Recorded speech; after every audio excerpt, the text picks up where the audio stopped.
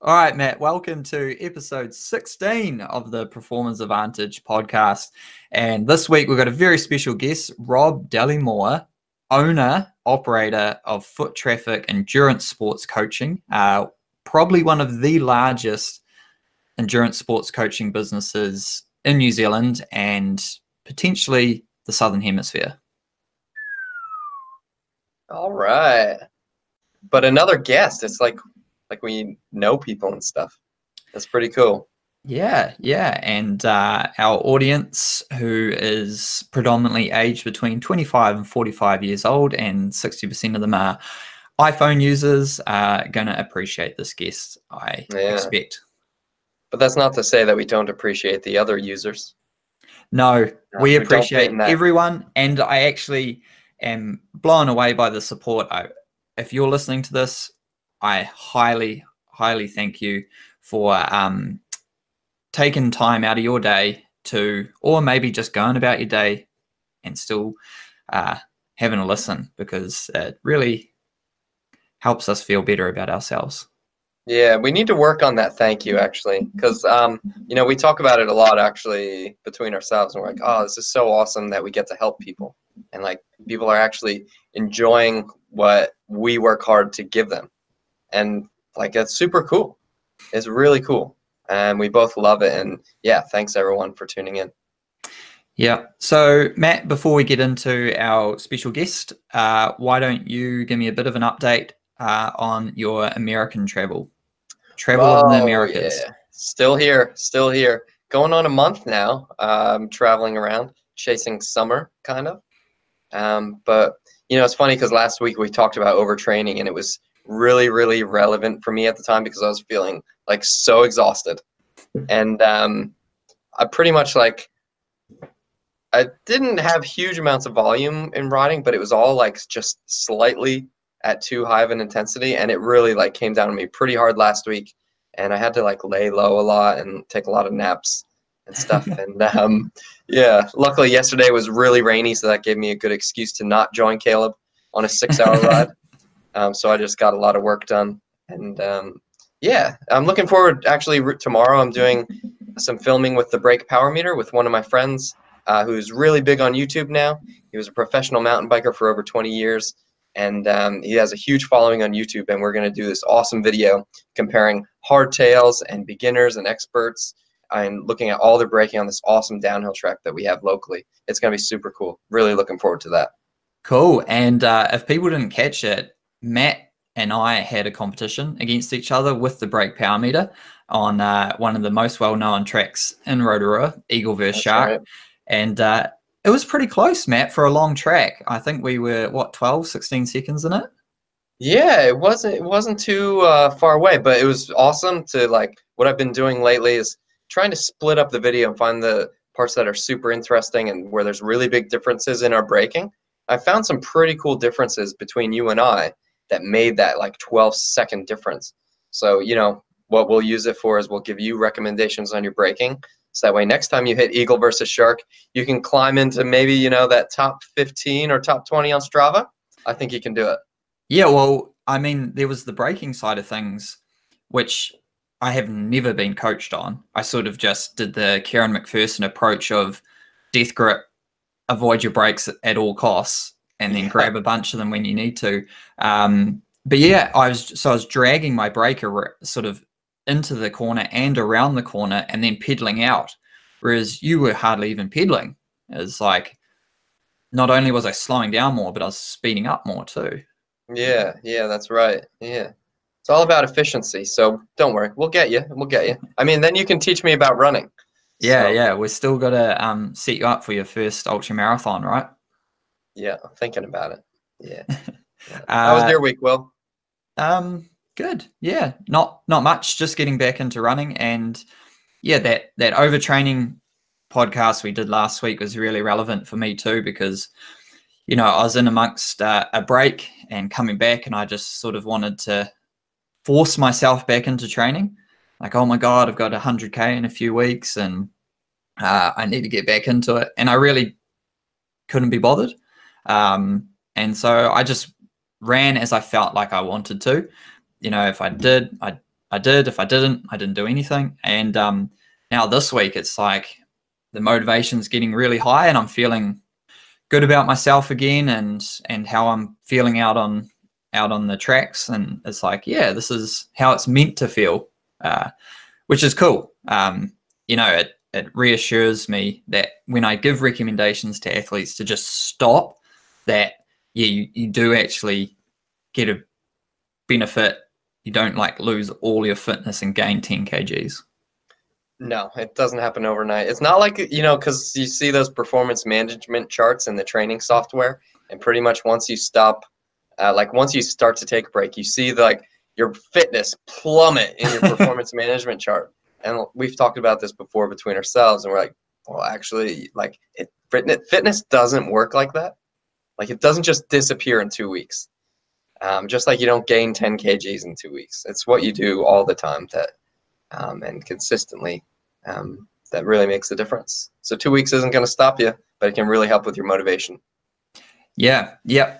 Motivation is a huge one.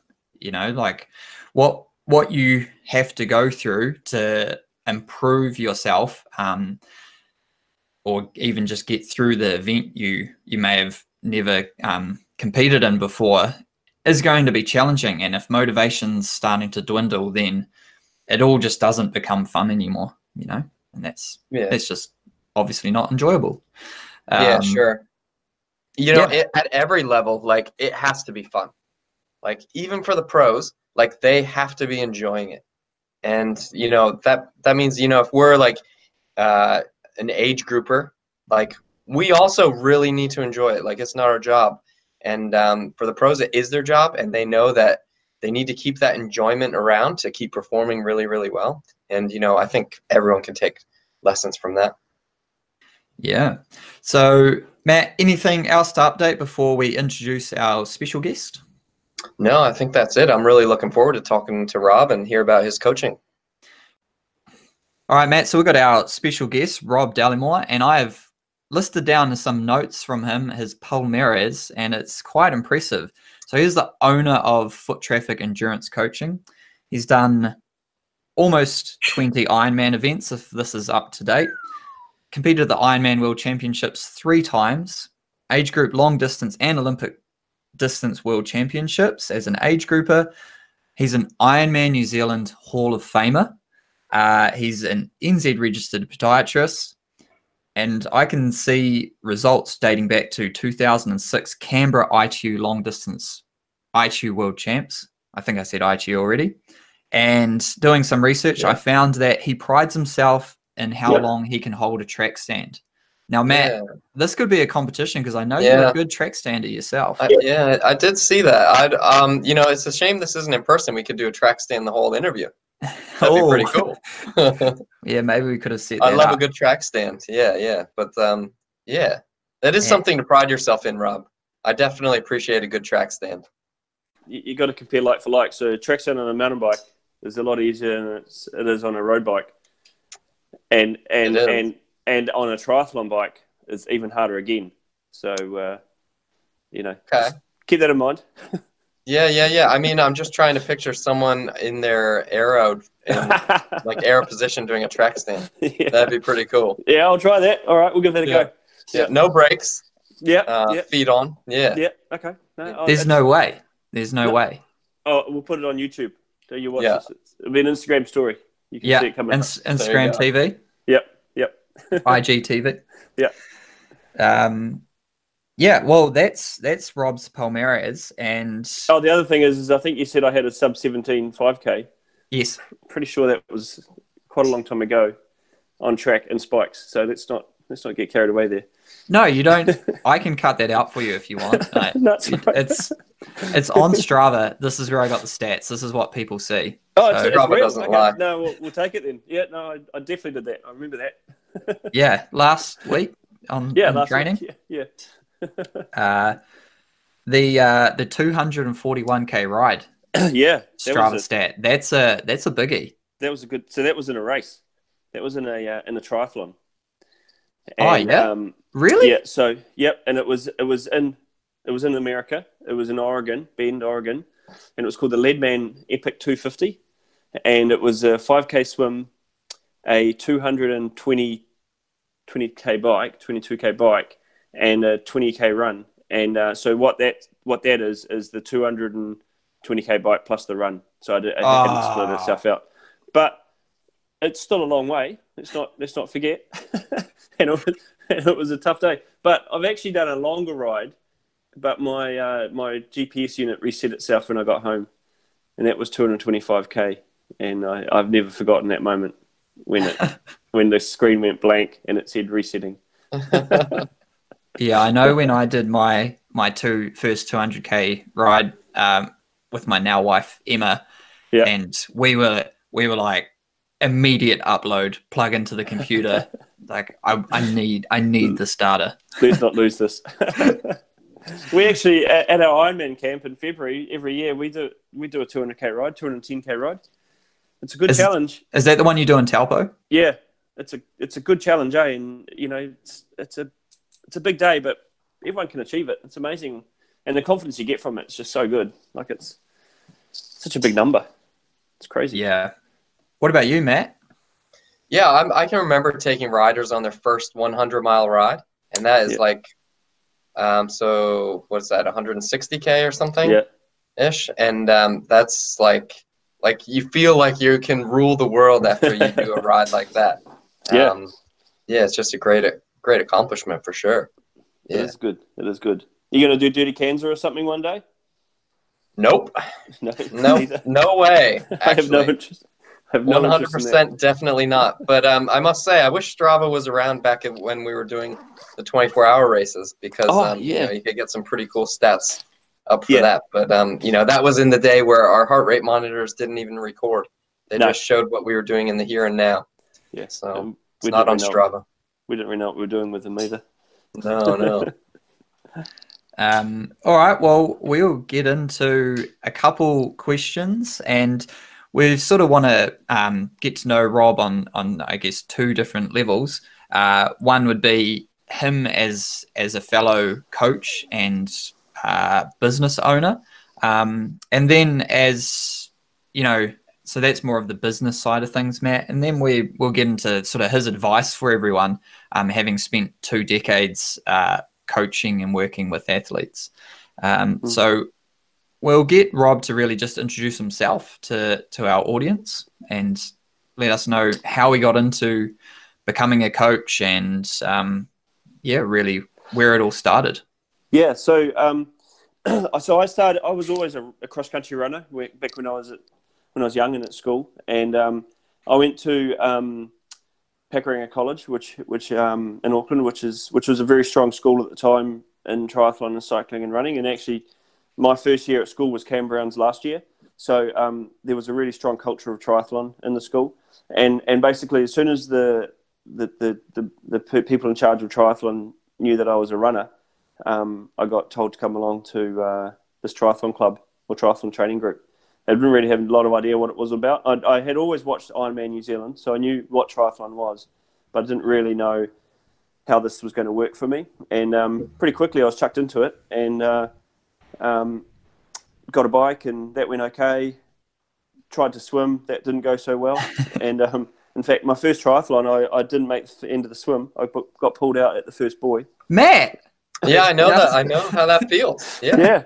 And it was the New Zealand Signature Triathlon Champs, and it was before the days of health and safety, and it was just after a cyclone had come through, and it was at Cockle Bay, and there was surf coming in, and I didn't make it past the first buoy, so that was a bit of a shock to the system, and it took me about another 5 or 6 years before I actually felt confident in the open water again. So what you're saying, Rob, is that there's hope for me yet? There's hope for you. Yes. Yeah. Yes. He said 4 or 5 years though, Matt. How long has it been for you? About 10. 10 years. Yeah. Okay. No hope. Keep trying. But yeah, and it was at that point that I sort of found a love for the sport. And as I left school and went into my career of being a sports podiatrist, I was always working around sports people, and I found that I didn't really want to do anything else, partly because I enjoyed traveling overseas to do races. So I wanted to make sure I was still able to do that. But I just preferred working with athletes in general as a sports podiatrist at the time. But things sort of evolved that I got to the point where I actually decided that the sports podiatry business wasn't really doing it for me. It wasn't really stimulating enough, and I found more enjoyment in helping athletes. I enjoyed helping people not get injured as opposed to helping people recover from injury. And I think that was sort of the crux of when I decided to close the podiatry practice and just next day open it up as a triathlon coaching business. Oh wow! So when was this? It was around about 2007. So there was a little bit of a blend, a couple of years there where I was sort of doing maybe 50% podiatry, 50% coaching, but it got to a point where the coaching business was going forward and the podiatry business wasn't really going as far forward as I was happy. And I was actually, like I said, I was actually enjoying working with the athletes more than I was in the practice. And so yeah, around about 2007, 2008, I sort of made that decision to close the door one day in one business and open the door the next day in the other one. And because it was my business, it didn't really, there was no issues there. There was no, there was no other partners in the practice. So it actually went really well. Oh, wow. And so was that where the name Foot Traffic came from? Yeah. So it's quite funny because I used to work in a clinic in Newmarket, and when I first graduated, and I just remember saying to someone at the time, "There's a lot of foot traffic comes past this place. It's really good for exposure."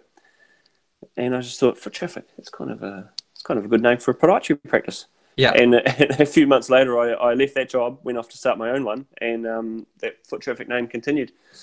And so it just sort of works. We all use our feet. We all have traffic around us. You can justify it however you want. Yeah.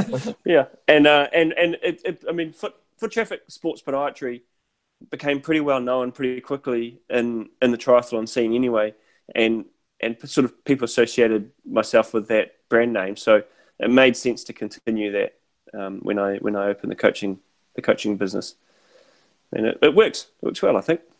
Yeah. And that's one question I put down here was, now that your business is growing and you're starting to, I guess, recruit other coaches, and we'll get into that, but you're Rob Dallimore, but then you're Foot Traffic. Like, how have you been through the years? Like initially, it's very important to have that, I guess, non-separation, that linearity, Matt. I don't know. That's a word.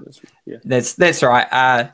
But now it's like you can't just be Foot Traffic because it's more than you. Yeah, and so at the time, my wife Kelly was actually coaching a few people as well. So I could sort of see what that coaching space was like from the outside. And as I got into it, and her coaching business wasn't her name, which I think was quite a good thing to do, because from the outside, people, if they saw the coaching business was Rob Dallimore Triathlon Coaching, it's all it ever is. And Rob Dallimore's only got a certain amount of time in his day. And I didn't really want to associate my name with the coaching business as much, so that it was restrictive for other people to come on, because taking on other coaches under my name would just seem a bit weird, I think. Yeah. And from a marketing perspective, a brand and a recognized logo is so much more effective than just a name. And if I did something stupid and had a bad reputation, it would affect everybody in the organization as well. So I kind of, not that it's ever happened or ever going to happen, but I just felt that it was a logical thing to do, a smart thing to do. And so as I got busier, I soon realised that I only had a certain number of hours in a day and in a week. And as you know, with coaching athletes, that some athletes take more time than others. And and as I got through, I sort of found out that there was a critical number that I could happily work with. And any more people, I found that I was not able. I didn't want to dilute my services to my athletes. So if I took on too many athletes, then it was going to be less beneficial to those existing athletes. So and that's when it got to the point where I had a couple of athletes who I'd been working with for a long time. So Anna Lorimer was the first coach that I took on board. So both Callie and I had coached her for years and years, and still do. But she was a personal trainer, qualified personal trainer, and she's also got quite a deep level of education as well. And she's now a PhD in biomechanics, and she showed some interest in helping out some athletes. So I just gave her a few athletes and worked closely with her to try and develop her skills as a coach, and that worked quite well. And so, and then at the same time, I was coaching a young multi-sporter, Anna Barrett, who's now Anna Dean, and Yep. she and I was for coast to coast, and like multi-sport, such a unique and specific sport that I knew a little bit about it, but I thought it'd be so much better if we actually had a multi-sport athlete who was a coach as well, who could then show those athletes how to do it. And so we took Anna Barrett on, and so she looks after our multi-sport athletes. Yeah, multi-sport's a really interesting one because it's even a completely different demographic. Yeah, it is. I mean, there is if you drew the Venn diagram, there is a little crossover, but your multi-sporter and your Ironman triathletes, pretty much the same sort of durations we're looking at, are different people. Completely different, yeah. And that was something that I found that you can't train the two groups together effectively. Like an Ironman athlete's doing one workout, whereas on a bike for 5 hours, whereas a kayaker, multi-sport is sitting in a kayak for 5 hours, and they just didn't really blend together. So having a multi-sport coach on board was a good move, and there's not really anyone working in that multi-sport space up in the North Island. There are a few people who do a good job, but it's definitely an area that we could have taken more people on. So yeah, I think that was a good move. And then as time evolved, a few other coaches came on board. So Mark Bosted came on. So obviously he's a professional Ironman athlete, and he was showing some interest in wanting to coach some people at the time. So I was able to give him a few athletes, and now Rebecca Clark, who I coach, she's also a professional Ironman athlete, and she coaches some athletes now herself. And Carolyn Arthur has just recently started, and she's looking after our first timer beginner athletes. So we really cover all bases really, from beginner through to elite or high performing age grouper in triathlon, and then multi-sport, which I'm quite proud of. It's cool. Yeah, it's really quite incredible how you've been able to, from the outside, grow what I'd consider a legitimate business.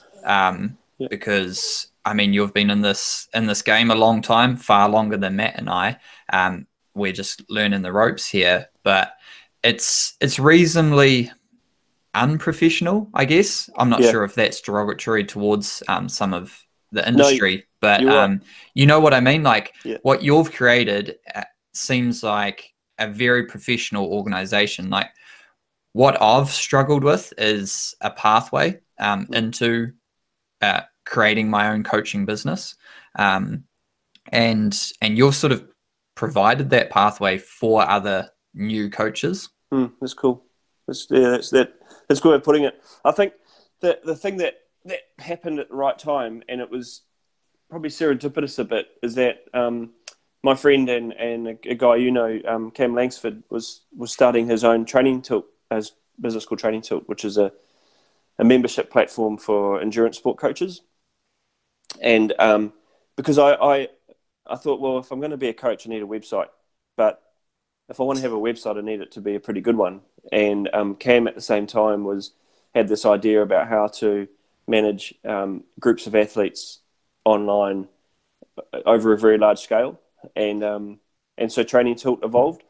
And I was one of the first users of it. So it actually worked out really well, because Cam could advise me on how to set things up and how to make the everybody feel included in the group, and how to set up systems within the website that I can see who's active and who isn't, and just try and encourage participation online, and then have a method of delivering training plans to people who didn't necessarily want to coach but still wanted to be part of a coaching group. And then from there, obviously Cam's business has evolved really well. He's got some great coaches overseas that he looks after.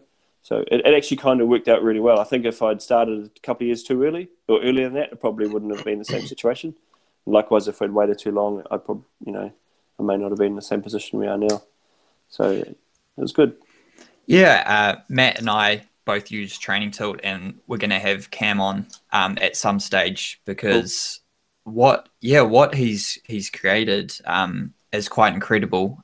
We'll leave that for another episode. Yeah. But it also leads really into another question that I have around your adoption of technology. Like Cam's one, it's great, but it still requires a fair whack of knowledge in terms of how to deal with the online sphere. And so if I just go through some of Rob's accreditations, which I didn't list earlier, there's Ironman accredited coach, Training Peaks accredited, Lydiard coaching, Stride Power Meter.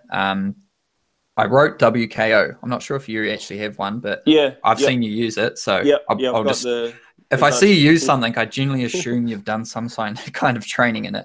Yeah, I've done an advanced power metrics course on WKO4, but that's a hard thing to grasp. It's a very complex software. It's very in depth. Yeah.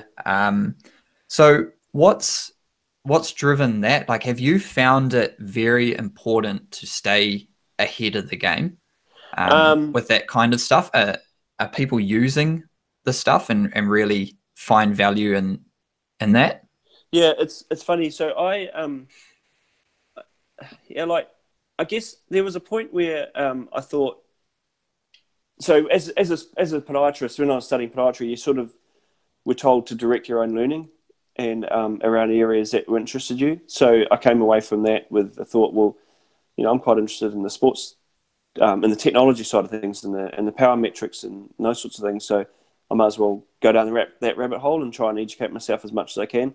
And because there isn't really a pathway in New Zealand to do that, it just made sense that Training Peaks had some great courses available. Ironman have its certification, which has worked quite well. And then as the Stride devices were developed more, they had their certification as well. So I just thought that it's good to keep learning and to try and keep pushing yourself and learning new skills and things like that. So it just sort of made sense to be able to do that. But also from a commercial perspective, it looks good when there are certifications from well-known organizations and brands.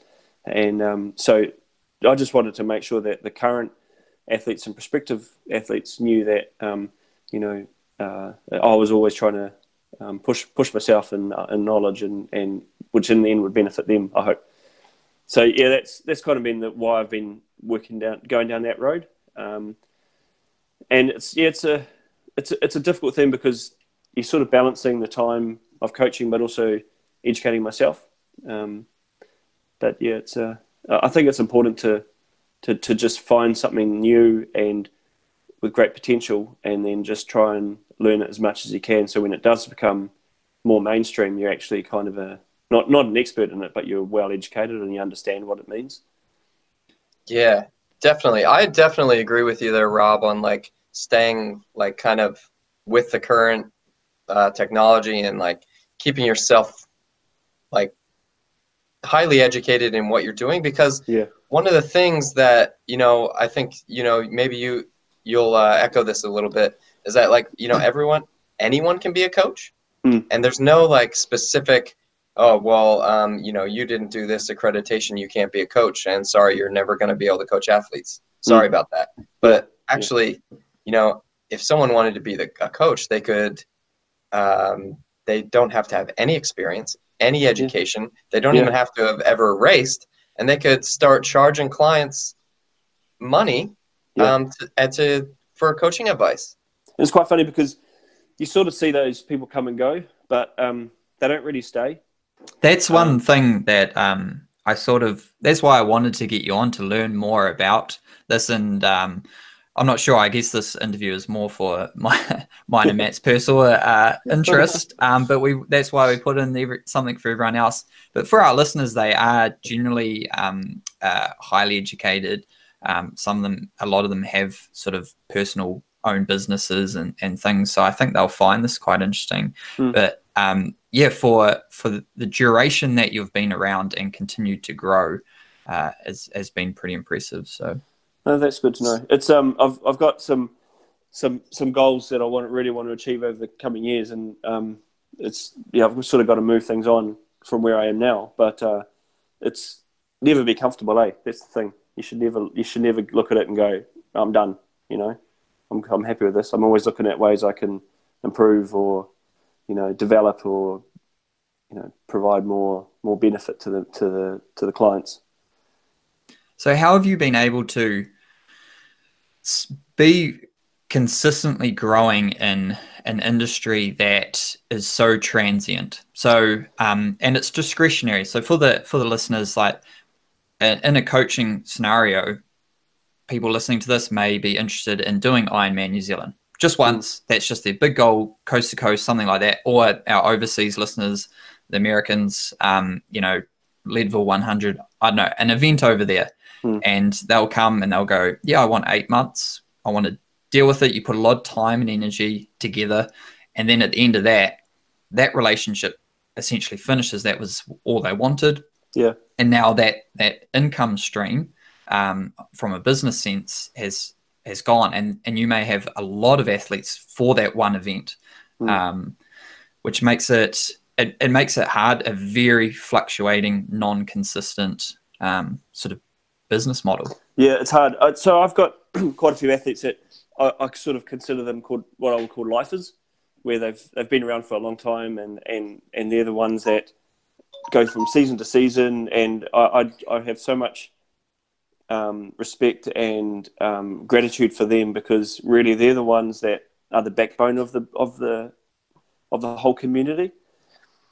And if every year we had a rinse out and all our athletes disappeared and new athletes would come in and replace them, every year it would just be completely different. So it doesn't work without those backbone athletes. And I'm really lucky that I've probably got maybe a dozen, maybe 15 athletes who I would consider to be that lifer. And they really are the core. They create the environment and the atmosphere, and everybody's really encouraging and inclusive and stuff like that. And I'm very lucky to have that. And that's something that I've thought, how am I going to get that sort of person into my coaching business? And to do that, I've got to set up an organization which is which has great profile, has good people involved, has good branding, is prominent at events, and is prominent on social media with useful information and content. And so that's an area that I'm sort of really working hard on.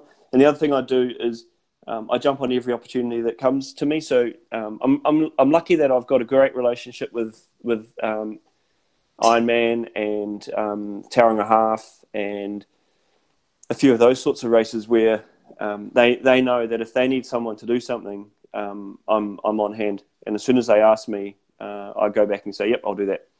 And then I'll sort of find a way that I can make it work for them. And I think that was a good opportunity that I had years ago when I first started dealing with Ironman.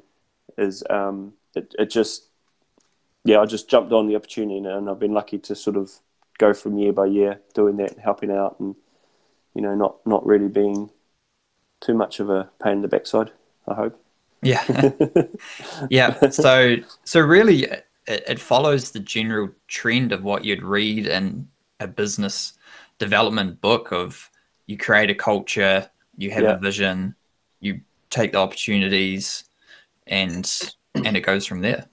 Yeah. And it's, and I think every year it gets better. Like every year I look at it and go, wow, we've got a really, really cool thing going on right now. And our athlete numbers may have grown by 5-10% over the previous year, and that culture is just growing with it and evolved. And it's I love going to a race, and we've got a tent set up or something, and we're there all day cheering everybody on, and then at the end of it, the people that have already finished come back and sit down to the tent and cheer on our other athletes, other members, and not necessarily just our athletes, everybody, because they understand that just because they finished the race, for them it might be over, but it's still going on for other people. So that's so neat that, and I just sit back and, at Ironman, for example, where we have our tent set up, I'll just sit back and I'll just look at it and I think, wow, this is awesome. We've just got a great group of people, and it's like that with other coaching groups as well. There's it's a really cool feel at the moment. It's better than it was years ago, where it was very much an individual sport. It's still an individual sport, but there is a team around it, and we might have athletes training for Kona or 70.3 world champs, but they don't train on their own because they've got other athletes that aren't training for those events but are happy to come along and just hang out with them and hack around for them. And that's nice. That's cool. It's really makes for a good feeling. Warm fuzzies. I mean, that's part of the reason, like, you get up and do it every day. Like, you need to feel good about it. And if you're able to, have the right people, have the right athletes, and have the right coaches, and then create this awesome culture, like obviously that's good for you as well. And like, it keeps you motivated and keeps you going. Yeah, it does. And the cool thing is now the way I've set things up is it's not just, so we've got our coached athletes, which are the ones that are looked after by their own coach, and they're very accountable for the plan, and everything is designed around their lifestyle and their work commitments, etc. But we also have this sub-level membership where people are part of Foot Traffic, but they don't need a coach. They don't want a coach. They're happy doing what they're doing, but we have training plans that they're able to access. So they still have a workout, but they're still part of the group. So we could be at an event, and we've got our coach athletes doing their thing. We've also got our online members doing their thing, and the two groups are there because they know each other from online communications and conversations and stuff. And it's it just shows that it's an inclusive thing. It's an inclusive sport, and people can learn so much from being around others that have a little bit more experience as well. And so now I'm getting to the point where our more experienced athletes are doing a lot of the education of the less experienced ones, under some level of moderation. Obviously, if the advice is always good, but when we have our forums and our online chats and stuff, it's moderated. But a lot of the great advice comes from the other athletes who know what they're talking about. Yeah, that's really cool. So along those lines, where you're talking about a forum and communications and memberships and things, how has coaching changed, like, since you've started? So it's funny because it probably hasn't changed much from what I can see, because I started with Training Peaks from day one. Oh, wow. So day one of my coaching business, I was using Training Peaks. I wasn't using Training Peaks when they started. But so I never really went through that whole spreadsheet Google Docs method of program delivery. Everything was online from when I started coaching, which meant that I didn't have to transition from one style to another. So I was probably lucky that I didn't start 3 or 4 years earlier, because I probably wouldn't have used Training Peaks for the early days, and it might have taken me a while to switch over. So I can imagine from coaches that came from that earlier generation that it's changed a huge amount, because they've gone from writing something on a piece of notepaper to doing something online, and then being able to analyze data that's come through the computer would feel very different to looking at a spreadsheet with times and speeds and distances and etc. on it. So it's probably changed a lot for them, but for me, I don't think it's changed a huge amount. But I mean, and power meters were being used back in those early days as well, but they were really only by the high performing age groupers, or sort of the wealthier age grouper, because they were very expensive devices. But and it actually took me a long time before I started using a power meter anyway in training. I was actually coaching people with power meters before I had one. So I sort of threw myself in at it and figured out how to make these things work, and then I got one myself, which is probably the wrong way around. But then that's how you do it. Yeah. You know, as far as I'm concerned, as long as you have a power meter, that's cool. Yeah, exactly. yeah. And then as run power meters evolved, it's a similar sort of thing where not everybody has them, but I can see the advantage to having them now. But I know a lot is not known about them, and you know but the research, the R&D people at Stride are doing a really good job at finding out how they work and educating us on how to use them properly. Oh man, since sorry to interrupt, but yeah, you had the heart rate strat one like I did. So like the earliest version, and since it's comes from there, because when I use that, I was like, oh yeah, it's another number. Cool. Yeah, don't really see a big value. But then since some of the books and the resources I've put out, it's like, oh wow, okay, now I'm starting to see the true value. And I guess like talking with Matt in our running power meter episode, that was what cycling power meters were like. Exactly. And I think the problem is people are arguing the use of them, or suggesting that we shouldn't be using them, or they're not that good or not that accurate. But I'm like, it's a number. Let's just take that number, use it. We know it's pretty consistent. We know it's fairly reliable, and let's just use that number and just work from there. Because you can't tell me that if you run an evenly paced marathon and your power meter has shown that you've run the same, or you've run maybe a 3 or 4% variance through the whole marathon, that was done by mistake. Like that was actually done because someone had followed a number that was prescribed to them. And so I'm finding some massive success in just creating strategy around races and using them now. And it's exciting. It's really cool. And just seeing people trust in that, and how their eyes have opened to this whole new way of racing. It's been a good evolution, I think. I think we're going to start seeing it coming through. That technology will come through swimming and stuff soon. I've got a few ideas how that might work. It's all going to get better, and a lot of it just has to do with education, really. Because and it's not just like, what do we do with this? It's like little bits of information coming from everyone, from different coaches, different the developers making tweaks to the algorithms.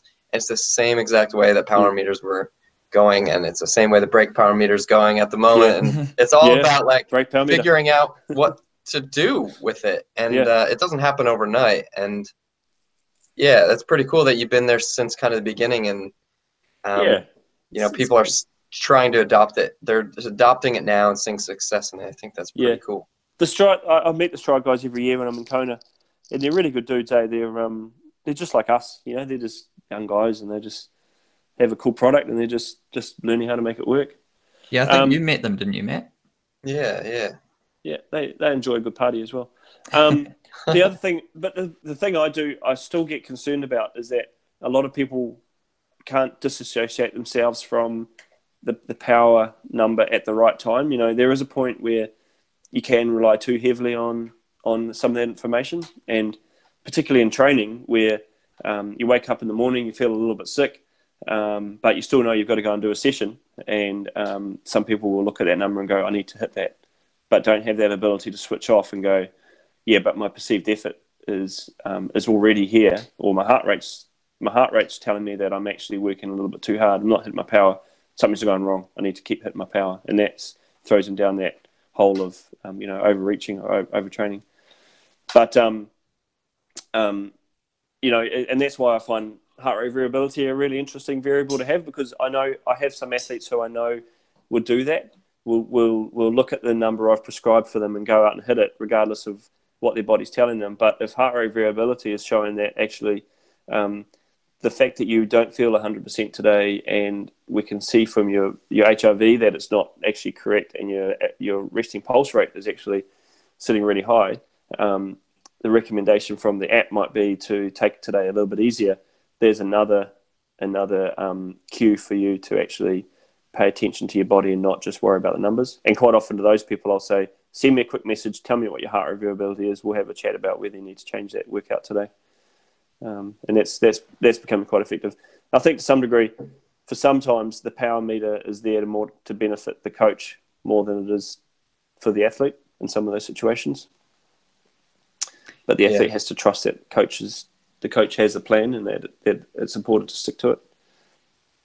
Yeah. So just for those who are unaware, heart rate variability measures, I guess, the variance in between each beat of your heart, and it's impacted by the parasympathetic and sympathetic nervous system. So essentially like you're exciting and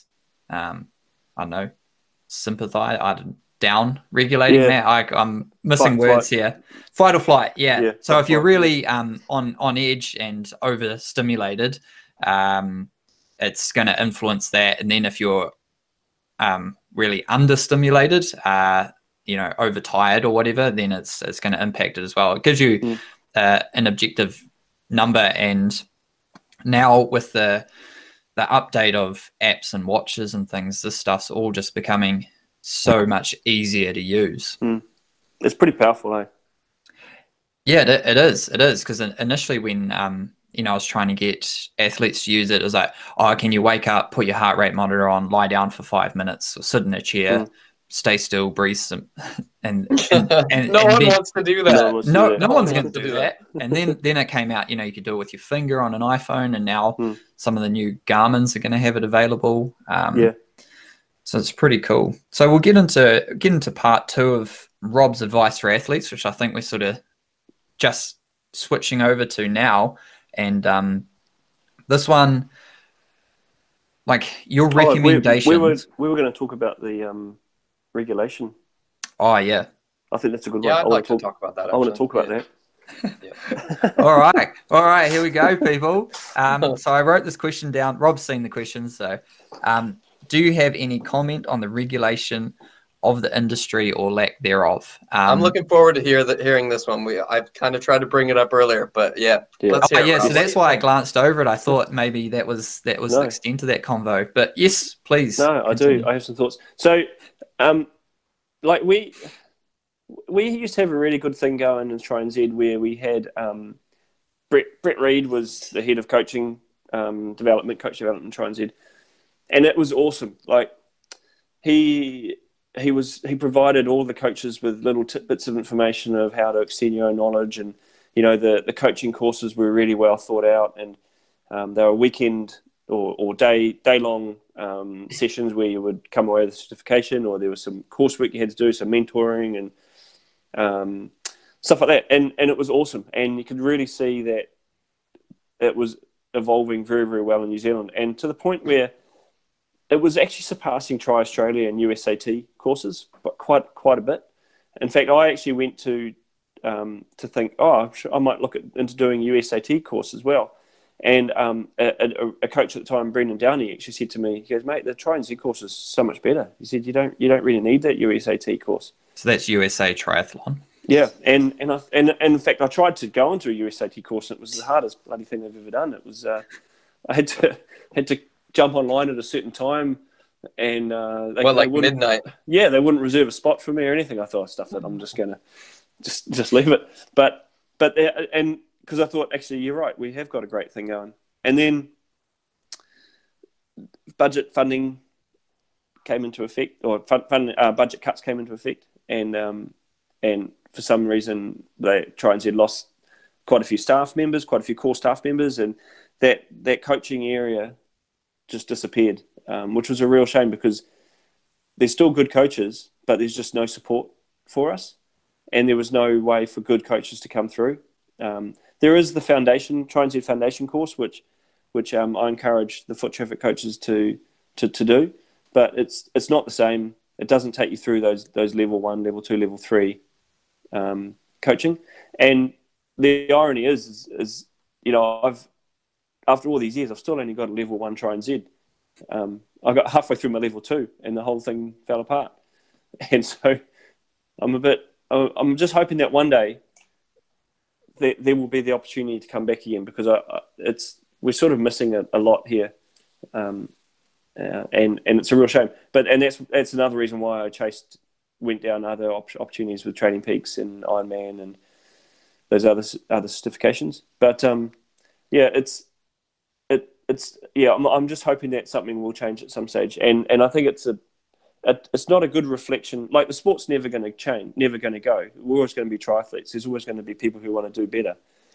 So there's always a space for coaching, but there needs to be that support for the coaches as well. Otherwise, we're just here on our own, just sort of hoping that we're going and doing things right. Yeah. Well, what about the fact that anyone can call themselves a coach? Yeah. So, and it was actually, so that's another thing that concerns me. So, coming from podiatry, it was highly regulated. Every year you had to become certified. You had to have liability insurance. You had to everything was even that. So public indemnity liability insurance, like, it's not, you can go and take people out on the and Try NZ do have a liability program, but I don't think it's compulsory. But you take it out anyway, because I don't want to be responsible financially for anything that might go wrong. But there is that anybody can pick up a Training Peaks account, call themselves a coach, jump online, teach some people how to do a triathlon, but not necessarily have the understanding of what happens around overtraining. How to deal people's psychology and the nutritional side of things. So it's we're in a dangerous position right at the moment, because we are at the risk of people just coming and going over very, very short times and dragging some really trusting age groupers through to a point that they're not able to support them anymore, and then they sort of get left not achieving their goals, and it's just a weird position to be in at the moment. It is. I find it quite odd in the way other industries, and especially industries based around a human being and their health and well-being, are so tightly regulated. And our industry, you give them exact guidance on a daily basis as to how they should live their athletic life. Is just like completely hands off from any regulation. Absolutely. It's just like, hey, look, you do this, and then you could pay nothing to someone who is mainly doing it as a voluntary position for whatever reason. They're like, oh yeah, I run a bit, I'd love to help everyone out. And it's like, oh, okay. So then they're seen in the same light as someone who may be someone like yourself seeking ongoing education. It's kind of funny though, because what we do is we basically go out and tell people to break themselves, but not break yourself so much that you can't go be put back together again. But if you tell people to break themselves, you don't really know what's the consequences of them breaking themselves to this extent. Then it's a dangerous place. I mean, I've seen some training plans come through. You just talk to people at some first timer seminars, and they talk about the training their coach has given them, and I'm thinking, man, those are some hours that I wouldn't be doing. And I've done 19 Ironmans or something, and this person trained for their first one, and they're 9 months out, and it's like, wow, there's not a lot of thoughts gone into this. Then, in saying that, you go, man. They do it with good intentions. Exactly. All these training plans are made with the greatest of intentions. Yeah. Someone really thinks they're helping the other person. Yeah. But it is a really dangerous area to get in. And it's almost like the Little League baseball kind of approach. Yeah. And it's like I came up in Little League, and a couple of the kids on the team, their dad was a full-time coach, and he volunteered his time. He probably didn't even like baseball, and he's there trying to teach me how to play baseball. And obviously that didn't turn out too well. Yeah. I mean, the thing is, and we're all learning, constantly. I came away from Ironman Cairns this weekend.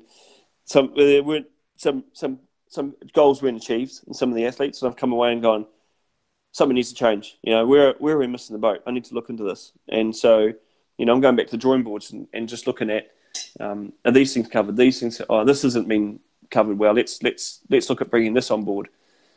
Whereas you can't just look at it and go, we'll just try again next year, you know. And I just worry that a lot of people get to that point and they go, I don't know how to fix it. But, you know, we need to be prepared to look at it and go, that was wrong. I can see a fault in that. You know, I need to get someone to tell me how to make this better. And that's where the delegation of services comes as well.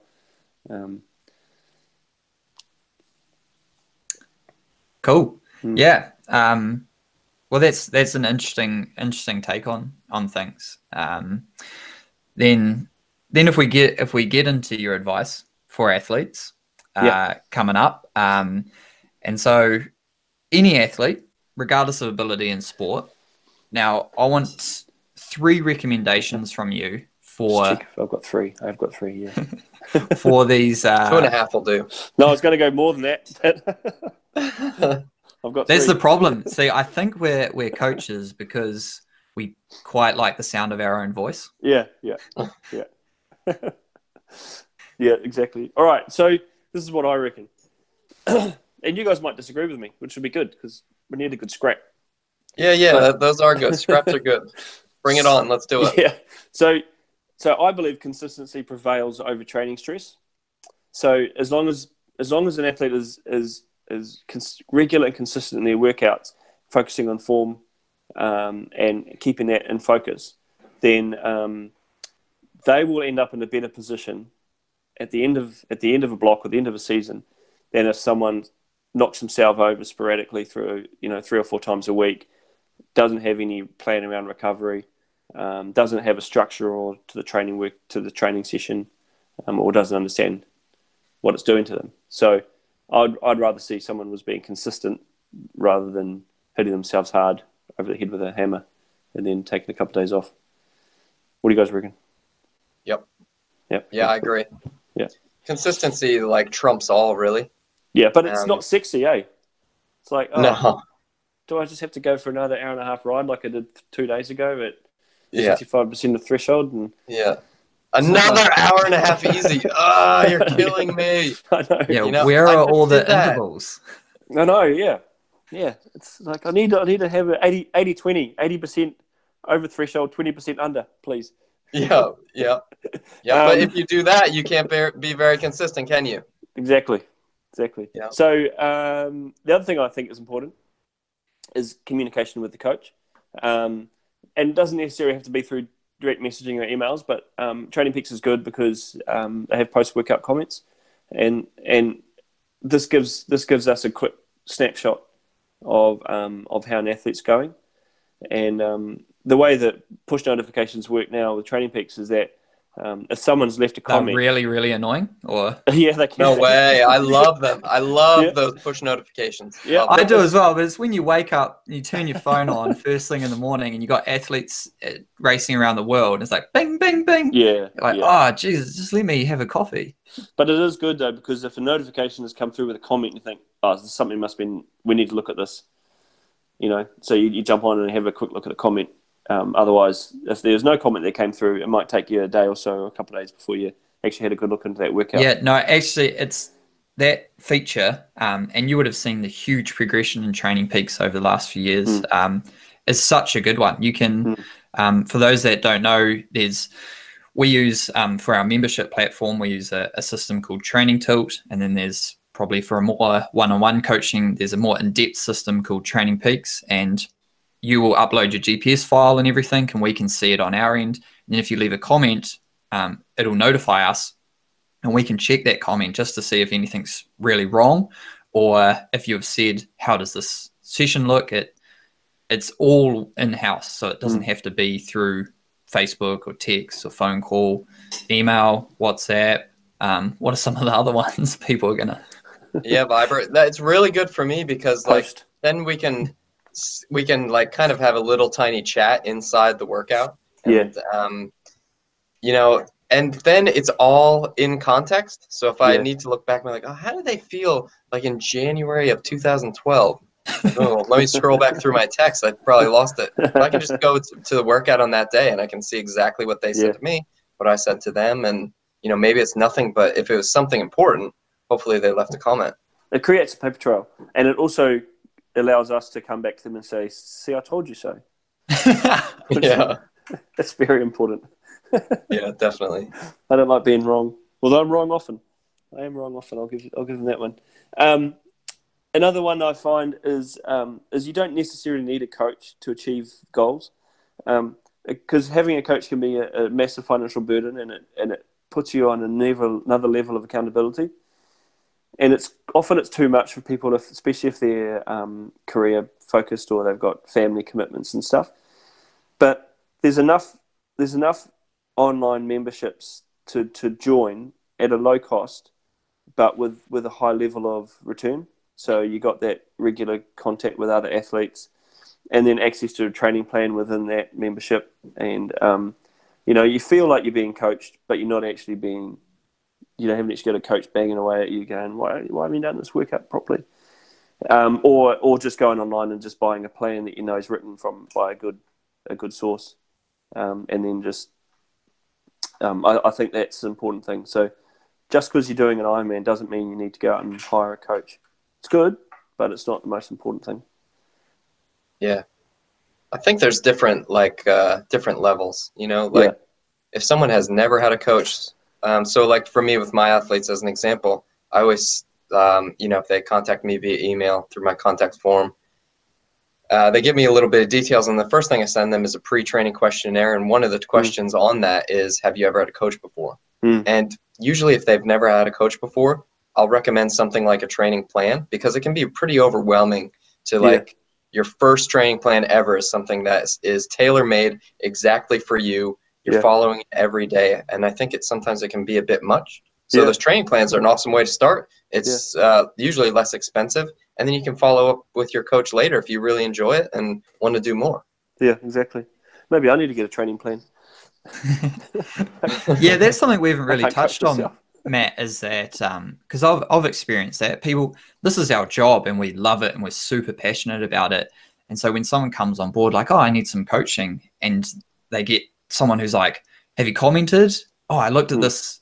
Here's some feedback on your latest workout. They're like, whoa, I'm just like, hang on a sec there. And it does, I think it becomes a bit daunting. It's funny you say that, because I kind of assume someone's hiring a coach, they're all in. And I'm going all in with them. But it's not always the way, is it? No, some people just are really, they just want an overseeing eye. And sometimes, you'll be messaging them like, hey, good, great, and you haven't heard from them for a week, but they're really happy with just less is more kind of thing. Whereas I think we feel like we need to add value so much, like, oh man, this is going to help this person and this. But maybe we should stop communicating with our athletes, see what happens. Yeah, I think it's different personalities that you get to see in the different athletes. Like some, like when it comes to communication, Will and I always kind of talk about this to ourselves and like, oh, some people just don't leave enough info. Yeah. And it's like, oh, what do I do? It's like, well, that's just their personality. Like I hate texting. So if for my coach, I wouldn't leave probably any comments. Yeah. But that doesn't mean I'm not into it. It doesn't mean I'm not into it, So there's all different personalities that we're working with. Yeah, that's interesting actually. It's it's funny. Yeah, it's funny when you say that, because I kind of experienced the same thing. So then going on from your recommendations, so if we summarize those, we've got consistency is key. What was the other one? Let me just go back to my notes. Communication. Communication, yeah. We were listening to each other. And then not necessarily needing a coach to achieve goals. Okay, so definitely communicate with your coach, and then don't get a coach. Don't get a coach, yeah. I see what you're saying there. All right, and all right. So most common mistakes that you see, people coming in, they're coming to you, like, what are they? And so you are predominantly triathletes, and that would be because the way the sport's going, they'd be half and full Ironman. Yeah, pretty much. Yeah. So I wrote these with my own athletes in mind, situations that I've experienced mistakes from them, not me, from them. Not underestimating the importance of low intensity training. So we touched on that a little bit earlier around the consistency. I've got some athletes really, really fit and really, really strong for some really big events, just with mostly sub-aerobic threshold workouts, just base training. And it's amazing how efficient and how strong and how fit they become. And it's just a way to back up session by session by session without going down a fatigue hole. It's just amazing. Like it just makes sense. You but still have. How do you make that sound good? Just like that. Just what I said then. I quite like Training Peaks because they have the graphs, and so you can actually say to someone, I want to see more in these zones, not so much in this zone 5, and they can actually visit, and then you can track back to another part of the year, show them the same graph, and you can see how they can actually see how they've done that, and so they can start beginning to understand why their body hurts after certain workouts or certain blocks, and it's just a thing of like training for an Ironman or a long distance triathlon. It isn't that hard.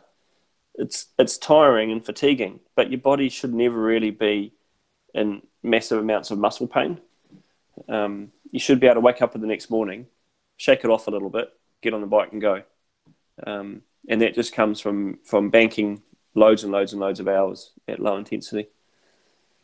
And the other thing I've always said is that speed work introduces speed work increases the risk of injury exponentially, basically. So as soon as you add speed work to a workout, it's like, all right, I hope this athlete knows how to deal with the extra stress and stuff like that. I don't know if you guys find that. Yeah, definitely. I think you guys, dealing with triathletes, you would see it more. Like, it's easy to be like, well, you did a really hard session. Like, you obviously feel pretty ruined, don't you? Like, oh, yeah, I really hurt. But then with cyclists and mountain bikers who I work with, like, they do a really hard session, and they're like, yeah, that was pretty hard. Can I do it again? Yeah. No, that really hurt you, right? Like, well, no, I feel all good now. But no, it really hurt you. Yeah, just trust me, it hurt you. Yeah. The thing I'm actually finding quite cool, and it's over the last few years I've sort of seen how this occurs is, you can actually get really fit for the individual sports of a triathlon by doing the other sports as well. Like if you do a lot of swimming, you get aerobically fit, which helps you running and cycling. If you do a lot of cycling, you get a great amount of muscular endurance, which helps your running and swimming to some degree. If you do a lot of running, you probably drop a little bit of body mass, so you get greater power to weight ratio on the bike, and then you also get probably doesn't hate swimming so much because you start sinking. But you can actually do if you struggle with running injuries, but when you do speed work, do your high intensity VO2 max work in the pool or on the bike and cover off that there. If you struggle to bank a lot of miles running, do heap more cycling and chuck double run days in where your body's not being pounded for 2.5 or 3 hours. It's and that's the great thing about triathlon. It's not just one sport. Yeah, that's a good way to put it. I think we've only really kind of talked negatively about the structuring of triathlon, but it is really positive in that you don't ever have to give up training, I guess. Like through running injuries or through an inability to swim well or handle bike load, you can just restructure it and go, hey, this is really cool. Like when I was doing running, I just got injured and stopped for a month. But one of the great mistakes I see triathletes do when they want to train for a marathon is they stop being a triathlete and they start becoming a marathon. Oh, actually, Will, I hope was this the case? You probably did it properly, actually. Probably wasn't the case for you. But I've seen a lot of triathletes who want to do a marathon, stop cycling, stop swimming, go to do the marathon, don't do as well as they were hoping? Yeah, my first one, I used the strategy that you had just really mentioned. I knew I couldn't run enough. I couldn't do the 100 plus K weeks. I could only get to about 80 Ks a week. But I wanted to run well, and 80 Ks was like the maximum, you know? So I did a long ride in the weekend, and I did most of my high intensity stuff as swimming. Yeah, right. And included aqua jogging at the end of my swimming. Yeah. But yeah, it took me a really long time to transfer from triathlon to running. It does take a long time. I thought initially, I mean, I did try and like give up everything, and then, but then I was also very like, I can't think of the word, I guess, self-conscious about losing my swimming ability, even though I was never using it or exceptionally good at it. But so I kept doing that until really I was able to exert the full amount of my energy that I used for training into running. Because before that, I had all of this energy. You know, I was training 15 hours a week, up to 20, but I could only run 5 or 6. And that was sort of like, not enough. Need more. But now I'm at the point where I can run 10 to 12 hours a week. So that probably took you a couple of years. Oh, it must be almost 3 or 4 now. Yeah. Yeah. So and that's the whole thing of you can't do, if you're doing it the same as an Ironman, don't stop being an Ironman athlete. But like if you're going to transition to be a runner, it's obviously something you can do over time. Yeah, well, you're just a bit heavier. Like I've lost a lot of body mass in my shoulders and chest and stuff like that. You haven't got any shorter, have you? No. Oh, actually, I don't know. I'm not big on measure. I thought you looked different, actually. Oh, thanks, Matt. Yeah. Still slam dunk. No, running's definitely going to kill your hops. That's for sure. Yeah, it's true. But it's interesting because whenever I go up to Rotorua, and when Will was living in my town, we'd go riding together, mountain biking. I'm like, oh yeah, Will's actually a pretty good mountain biker for never mountain biking, and like he's pretty like cycling fit. Yeah.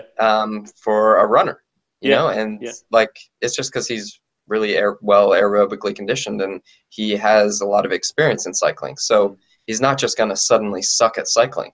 So if he wanted to jump in a mountain bike race, he could probably do good for about 40 minutes or something. You're saying that because that's what happens. Strong too. Yeah. So he goes belly up on a jump. Yeah. Another couple of things I was thinking of was not checking equipment on race day. So, we've got these nice wheels or a nice race tune set up we put in our bikes with some well-positioned drink bottles, etc. But not checking that the equipment is fitted well or is functional or in good nick. That can be a big mistake. So you can see people sitting on the side of the road with these beautiful bikes, nice race wheels, and more than one flat tire, and no spares, and or that sort of stuff. Or the gears aren't working right, or they borrowed someone's wheel for race day and they've never ridden it before, and they found out that actually it's a Campag cassette, not a Shimano cassette, and those sorts of things. So I think checking race day equipment is really important, which is why I always recommend people do a couple of sessions beforehand, as if it's a race simulation. Matt, you must see that a lot. Yeah, it's especially happens in mountain bikes where like you're totally abusing your equipment every time, and so like you want to have a nice fresh race bike and then probably a training bike, and you probably haven't used your race bike in a few weeks. And the tubeless sealant is all dried up, and you hit a nail and you get a flat and your race is over. Yeah, that happens a lot. Yeah. I find pushing through illnesses is a big thing. So, I've always had that rule that if it's a head cold, ease back on your training, but if it's a chest cold, take a couple of days off. Okay, that's a good one. Yeah, because you can still sort of train if you're a bit heady. You just got to make sure you wrap up and don't do anything too hard, but you can still tick over. But yeah, if you've got a chest cold and if you're stressing your lungs at all, that just takes so much longer to get over. If you just take a couple of days off, get better, get back into it again. Otherwise, you can turn like a 3-day cold into a 3-week cold. You can. I'm dealing with an athlete with that's that happened to at the moment, and he's overseas racing some really big races, and he got sick in between them, and it's like, oh, you still have to race the next week, but suddenly you're 2 weeks deep. Yeah. And when you're racing, sometimes you can't stop that, but as soon as the races are over, we're like, yep, that's it. Have a bit of a break. Get I don't know how Grand Tour riders can do it. Going day in, day out at what they do through the conditions that they go in, and still be able to get to the end of 21 days of that sort of racing. I don't know. That's just another level of athlete. Hey, that's amazing. Just to be able to hold off getting sick through that time. Yeah, just the sheer dedication day after day. Because you think about if you're on training camp or if you've ever done a multi-day event, so like, okay, got to clean this, get this ready, eat this, sleep now, stretch, like get my equipment ready, all of that for 3 weeks. Yeah. Would be so if you just completely forget about the actual physical like exercise, the racing side of things for a few hours a day, just all of that other stuff where you can't just chill out and have a few beers or go down to the local Texas chicken. Yum. So the next ones are like a double whammy, double header. So partly not we'll go first. Not seeking help for an injury soon enough, but then not admitting to the coach that there isn't an injury. Those two go together, but they're both very important, and ones that I have recently had to deal with a few of my athletes. Not a few, one of my athletes. He knows who he is. Not admitting to the coach that there is an injury and not getting help for that injury soon enough. Big issue. Yeah. So, if you've got a calf strain, you can clear it up in a week of no running. If you don't deal with it, it could be 6 weeks of no running. What would you rather have? Yeah. Yep. Matt and I just last week in our overtraining episode, we sort of went over that and we said our stories, and like it seems so hard when you're in it to take those few days off. You're like, this is going to derail my whole season. Absolutely. And then you look back on it and you're like, why the hell did I not have 1 week off? Yeah. This just seems so ridiculous. I'm looking at it. I'm like, 5 days over the course of my 12-week build-up. It's just ridiculous. But you're there and you're like, there's no way. There's no way I can have another day off. It's nuts. Well, you tell yourself lies as well as an athlete. Yeah. Like, oh, no, I'll be fine. I'll be fine. Yeah, I'll keep pushing. We've got a pretty high pain tolerance. Yeah. That's where a coach comes in handy, Like, so if you do have an injury and or you feel some sort of little niggle, it's really good to tell your coach, and because they have that different perspective. And the other thing is the coach doesn't want you to not succeed. Like, the coach is wearing your performance on their shoulders as well as you are.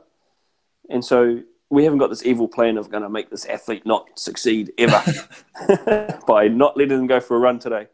It's like, no. We actually want you to get to the finish line in the best shape possible, and come away from that going, I've had the best race I've ever had. And it's like, listen, so just listen to us. We have the same goal. Yep. Yeah, which gets me to the next one I have, which is changing the coach's workout without checking first. Oh, yeah. That's a big one of mine. I'm not a fan of that happening. Yeah. But we just have to be smart and one step ahead of the athlete. You do have like serial workout changers. Yep. So you're like, okay, well, I know this guy's going to change this workout for sure. So let me just plan ahead for that. Yeah, we'll just reduce the number a little bit so they get one up on us, but it actually fits our grand plan.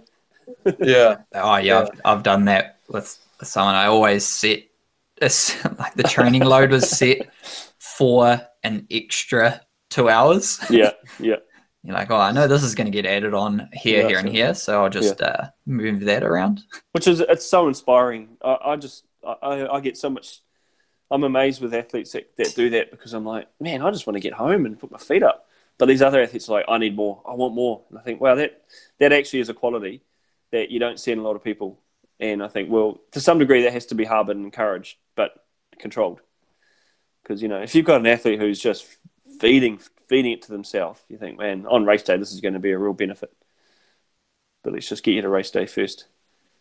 Yeah, so some athletes, probably a few of them listening now, I commend you. It's impressive how much you can just hurt day after day. It's crazy. Yeah. And these athletes often have full-time jobs. Yep. And it's like, my job is far from a structured full-time job. Yeah. And I struggle to complete my training load. Exactly. I'm exactly the same. And the last one I have was, we all come back to the fact that we still have to have fun in the sport, because it is just a hobby and it's just a lifestyle, and we're not doing it as a career, and other than the elite athletes, the professionals. But it has to come back to the fact that, are you enjoying it? Yeah, I am. Great. That's good. You're not enjoying it? No, I'm not. Okay, let's find a way that you can start enjoying it. Because it's just fun. It's just life. Just get out and have a good time. Enjoy the scenery. But make sure you're going fast at the same time. There you go. So if we get more into you, like as an athlete, not a coach. As an athlete, yeah. What do you wish you had like around 10 years ago? Whether the knowledge or a gadget.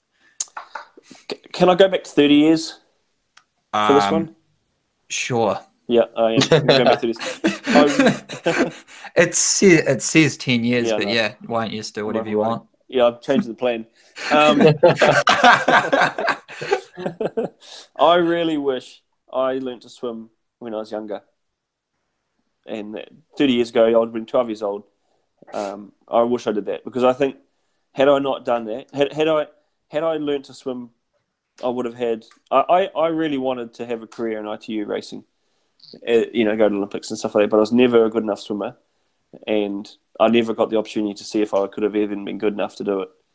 But just because I'm too far out of the water, and I wish I could have gone back and done that again, because I was racing duathlons back in school days with Bevan, Doherty, and Will Smith, and those guys were still beating me. But I still like to think that with the right training and the right guidance, it could have gone overseas and done a couple of those ITU level races. That would have been awesome, but not when you're coming out of the water so far behind. So that would have been a neat thing to be able to do, but that's what it was. Yeah. So what about the longer distance where the swim and that wasn't so important? I still think it's important. I think like if you wanted to be a professional, yeah, did you go down that road? I wasn't fast enough. Still, okay. Yeah, and I think if I committed maybe 30K a week for 6 months at the right time in my life, maybe I could have.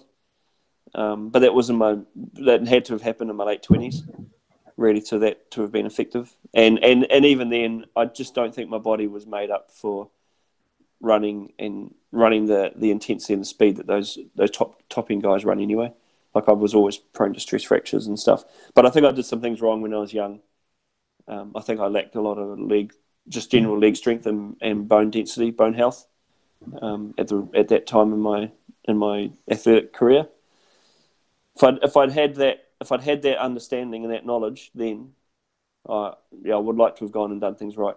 I'd made a lot of mistakes, which I do regret, because I never got to do that thing that I wanted to do, was line up on a professional ITU podium or in an elite Ironman race, which would have been cool to do. But that's all right.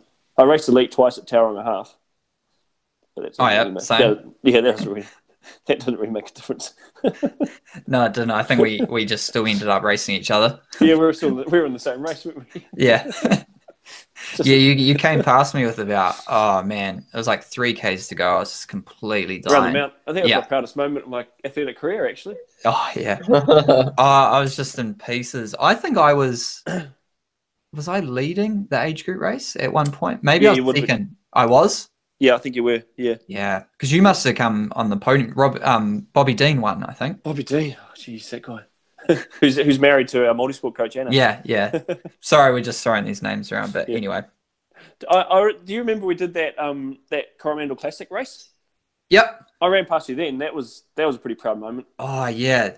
So that is my first ever. People may have heard me talk about my first ever trail running race. Oh, man. And I turn up, and I think you said to me, like, are you wearing those? And these are my racing flats. Racing flats. Yeah. Puma racing flats that I bought for $70 from Rebel Sport. And I was like, yeah. Like, and so I was doing it in a team with my wife, Emma, and my mate, Hamish Hammond. And we were like, yeah, we're gonna smash this. We looked at the times. It was like 25 Ks, 28 Ks, and the average pace is like 5-minute Ks or something. I was like, oh, sweet, I'll be able to get the new record. And wow, yeah, trail running, it just blew my mind. I was in pieces. I was first up the hill, up a mountain pretty much, and then then I was walking and everyone started running past me. It was tough. It was tough. That was a hard run. That was hard. And then it was the 9K of flat once he got off the hill that made it even just as bad. Yeah, and it was hot and it was tough. Yeah. But I think you smoked me the next day. I'm pretty sure you did, actually. No, I didn't. My wife did. I think Emma dropped you on the hill. Yeah. That's right. Yeah. I think you guys all had time trial bikes. Yeah, I did, yeah. The Draft Legal Triathlon bike. Yeah, so that's that's definitely something I wish I had done more. Definitely did things right through my career. It'd be nice. So then, pretty much just to finish up, like, where do you see endurance sports going in the future? And so when I'm asking this, I'm thinking, are we going longer? Are we going into triathlon? Is mountain biking becoming more popular? Are we leaving the road due to increased road users and safety? Like, you've been around the sport, you've seen it change. Yeah. Where do you think it's going? So, I was in the era of we had a lot of duathlons through our winter, and like massive duathlon series, world class fields. We would line up for a duathlon in Papakura, and on the start line would be Jamie Hunt, Hamish Carter, Cam Brown, Paul Amy, Jared Ledecker, Jeremy Boyd.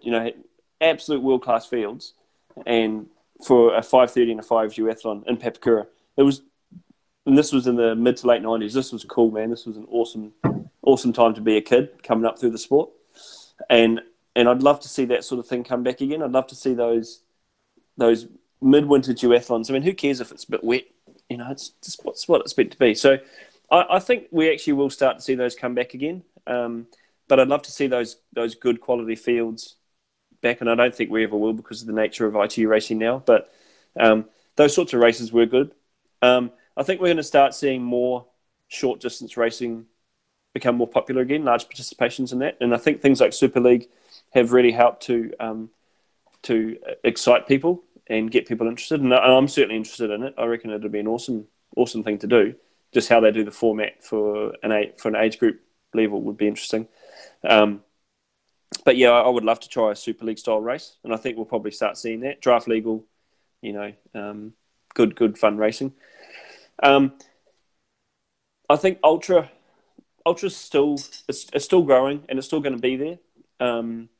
But I think it's such a large commitment on people's life and their bodies that I don't know if it's going to get much bigger. I mean, Ironman is a massive thing, and Ironman is short in regards to some of these ultra distance triathlons. I think that's quite. I'm not sure, and I don't think I'll ever do anything longer than an Ironman myself, just because it seems like a lot. But the other thing I think we'll start seeing is I would love to see a long distance draft legal triathlon on a hilly bike course. That'll be cool. I'll be racing in that one. And then I also think I think one day we'll start seeing the evolution of a cyclocross style triathlon or duathlon. So whether it's in a short multi-lap swim in a pond, in a Pui pond somewhere, or in a pool, but with a cyclocross bike leg, and then a old school cross country running over jumps, water traps, and something you'd be wearing spikes for. That might be something that could be doable as well. I think that'd be good fun. I've never ridden cyclocross. I think I'd probably be terrible at it, but I want to give it a go. But yeah, that sounds pretty cool. Yeah, that'd be good. Cool. You'll do that, won't you? Yeah, I'll be there, and I'll help you with your skills. We can do some braking analysis on your bike leg. We'll do some Matthew van der Poel style stair climbing on our bikes. Yeah, it'll be good. But I think just the normal Olympic distance swim, bike, run, I think that's cool, but it's getting a little bit tiring, a little bit boring. I think we need to start changing it up again, get something different. Yeah, so I mean, Ironman is always going to be there. So it's interesting to hear you say the shorter stuff, with the Super League, which we've talked about before on the podcast. Do you think we'll lose that middle ground? You mean like Olympic distance worlds? It'll always be there. ITU age group worlds will always be there. But yeah, I think it's very hard to train. Well, having trained so many Ironman athletes, it's very hard to train someone for a short distance race or for Olympic distance race, just because I'm used to giving people 15, 17 hours of training a week, whereas Olympic distance, you don't really do that much. So I think that will still be there, but I think you'll start seeing Ironman will continue growing. But yeah, shorter stuff I think will probably be an area that people will get into, especially because Super League's such a cool event to watch. There's so much interest. Like I was watching the ITU leads on the weekend, and it was a good race, but I was looking forward to seeing what happens in the short shoot and what happens in the second leg of the swim and that sort of stuff. But in the end, you're just sort of waiting, and 2 hours later, 1 hour 45 later, someone wins. Yeah, that's part, and Matt can comment on that, like the change in cross-country mountain biking, and now that it's on, free-to-air Red Bull TV. But like you, I watched Leeds Triathlon, and you and I would be, the utmost of their engaged viewer. Yep. And even we're going, okay, and this is like the men's race was so exciting. Attacks flying, technical course, but still it's like, yeah, I could probably, like in the women's race, I because I was watching on demand. I was like, just kept skipping laps. Yeah. Anything happened? Nothing's happened. No, okay. Like, and so to commit 2 hours, and I am like the epitome of a fan. You're like, oh, okay, this sport is going to struggle. Yeah. I agree. But yeah, Matt, because like, what did they do with mountain biking? Because now it's like Red Bull TV is just phenomenal. Cross country mountain biking was unwatchable before. Like you would not. Is that right?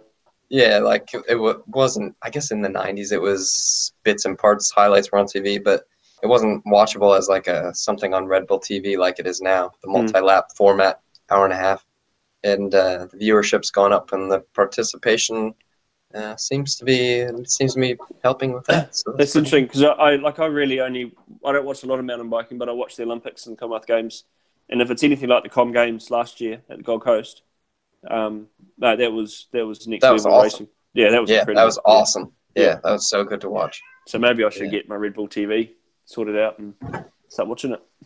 Yeah, it's just like it's all it would be great for when you're on the trainer or just chilling out because it's just go Red Bull TV. We've told the listeners to jump on like the downhill stuff. It's just all so engaging, so well put together. Unbelievable that it's free. Right. And you get an amazing package. They introduce the riders really well. You get the backstories. It's phenomenal. That's cool. Yeah. Well, that'd be cool to see that sort of thing happen with triathlon a bit more. Then. Well, you can see that's what they're doing with Super League. Yeah. Like they're giving backstories.